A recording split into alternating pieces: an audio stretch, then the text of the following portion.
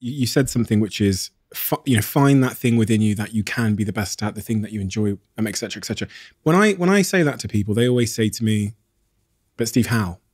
How do I find the thing? How do I find my purpose? Is it just I sit down with myself and make a list? Do I Yeah, I mean, I literally went through, it's 2 books, Zen and the Art of Making a Living, I would recommend to people. It's still available. And there's a book called What Color is Your Parachute? They're quite corporate, both of them. Even Zen and the Art of Making a Living is quite corporate, but it's basically you write essays about yourself. And it's a workbook. It's like a big, chunky workbook. I did both of them. And for me, I kind of then slightly threw it away and went, show business, baby. But it's interesting of like knowing yourself. Like who really knows you? Your friends probably know you. Ask them. Ask them what they think. It's an interesting sort of process to kind of go like, and you could be a ripe old age and this would still apply. Like, do you know who you are, how you're perceived and who you really are, what you feel like? Because it's that thing where you've got, like those personality tests online are not dumb to do. You know, there's that, what's Myers-Briggs? No, there's a Jordan Peterson one, Understanding Myself. It's like 100 questions and it tells you things. That's worth, I had a crack at that recently and really enjoyed it. Like, because you get the results and go, oh, I agree with that. Oh, so that's surprising. Well, you know, it's interesting. It's almost like a horoscope. Like everyone likes their horoscope, right? Because everyone's a little bit egotistical and like, oh, I wonder what it says about me. And I think those personality tests kind of can be very, very useful for going, well, how are you going to find your edge? What's the thing you enjoy? Is it being with people? Is it on your own? Are you introverted, extroverted? That Myers-Briggs thing might lead you in a direction of going, well, I'm not going to be a salesman. I'm going to be, and these are jobs we're talking about as opposed to something beyond that, like a purpose, a career, an entrepreneurial spirit. People find that. So I've done the Myers-Briggs, I've done this, I've done the Jordan Peterson test, and it's clear that my passion is X. But I'm in that job, unthinking as you describe it, and I've got a mortgage to pay, I've got, bills. Well, I mean, that thing of like, I nearly fell into that trap. I was like, the things you own end up owning you. Like there's nothing you can buy in the mall that you give a fuck about in 5 years' time. There's nothing. Like in the early phase of your life, don't fucking buy anything. Because it's like, the things you own end up owning you. Like the payments on a sports car nearly stopped me going into comedy. Because you go, well, what ties you down? If I'd bought a house in, the 90s when I was, working for Shell, it would have been a great investment and I never would have left. Because you're paying that mortgage, you're doing that thing. What do you need? What do you need the money for? What are you using the money for? When you take away the commute and you take away the lunch that you're buying and the night out the weekend and a couple of drinks to, because you need some fun. It's amazing how little, first year in comedy, I made literally no money. I mean, literally nothing. First money I got was £80 in cash for driving 5 hours to Plymouth and back. But I had a little bit saved. I had this like £5 from Shell and I was living at my mum's initially. So it was like, it's fine. I had enough. You know that amazing story about Kurt Vonnegut and Joseph Heller? No. They're at a party in New York and the party's fucking incredible, right? So it's in the Hamptons, right? So the he's married to a supermodel. He's got Warhols. He's got Picassos. The house is unbelievable. Like the Wolf of Wall Street party. That incredible, amazing party. Everyone's there. And Kurt Vonnegut, incredible writer, says to Joseph Heller, this guy made more money one day last week than you made out of Catch-22. Like laughs at him. And Joseph Heller goes, yeah, but I got something he'll never have. Enough. What's enough? What's enough for you? What's enough? There's 2 things going on, right? There's safety and security, right? There's our caveman thing of like going, right, well, we need to be secure. That's about a bear not attacking, right? We feel pretty secure in our worlds, right?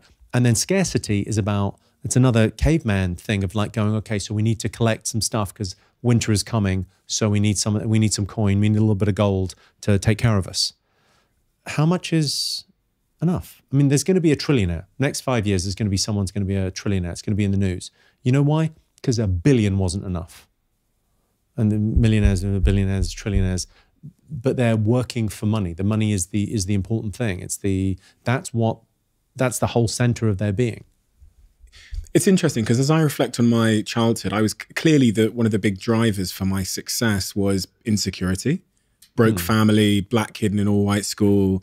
Parents were never in the house. I'm going to school every day with fucking stained trousers and stained t-shirts and no money. So like this deep insecurity must have been like sort of burnt into me that like, if you get money, Steve, then you won't feel ashamed anymore. It's interesting. I think it's a really interesting point because as someone that lost their faith, I think fame and fortune are the secular heaven.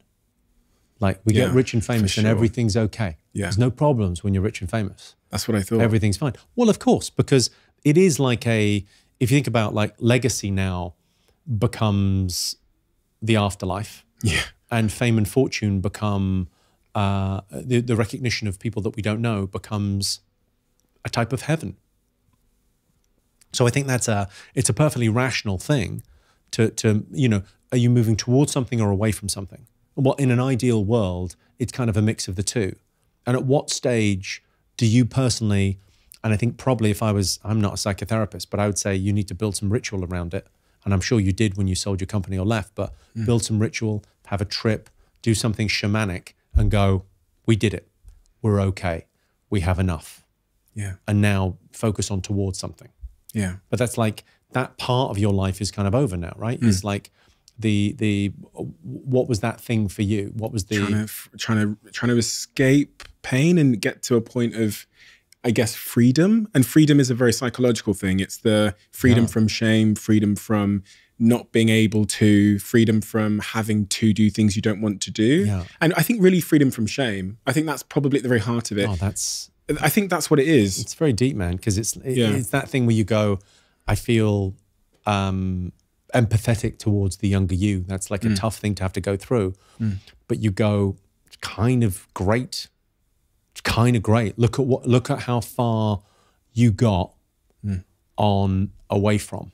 Yeah. Without even the towards, without even the amazing kind of, you know, and it's like, well, what next? It's a sad story, but then you look at people that got given everything and have done nothing because they had no sense of purpose. They had no fire under them. They had no, I think, it's kind of an inspiring story. But then it's, you know, there's no, I suppose it's like, what's going to motivate you next? What's going to be the thing that you go, you know, what do I want to do? And this is exactly it. So you think about how important purpose is for people to feel stabilized and fulfilled, etc., as we've talked about earlier. And then you think about these people that they're striving for 1 million, 1 billion, 1 trillion. Well, think about what a midlife crisis is, right? So I talk a lot about midlife crisis in the book, and you go, well, midlife crisis is someone that's found their purpose and they've done their thing, and then they've gone, is this it? Yeah. Is this it? And then they want something like excitement. So what do they buy? Sports car. Is it exciting? I don't fucking know. I mean, maybe. I mean, if you're super into cars, I guess it's good. But like, it's all advertising speaks to this, right? I know I'm right, because all advertising ever is about, it's no longer about the functionality of the product. It's about well, what do you want? You want to feel like self-esteem. Like self-esteem, great. Rolls Royce. You want excitement? We've got Ferraris for you. You want to get your dick sucked? We've got a Porsche. Whatever the thing is, you know, you got that kind of, there's a different one, and they're playing on different emotions. And I think being aware of, I mean, I come back to it all the time. What do you want is the fundamental question. Like in any scenario, when you sit down to eat, what do you want? What do you want from life? What do you want? What's the thing that you want? And often it's often asking that question multiple times, because the first answer tends to be bullshit. Well, I think wishing wells work, right? But they don't work when you think they work. It's nothing, there's no magic. The magic is, if there is any, knowing what to wish for, knowing what that thing is. You know, 'cause someone says, oh, I want £1 million. You go, you don't know what you fucking want. You want tokens for things that you might want in the future. What do you want? What are you doing? What are you trying to be? Who are you trying to become?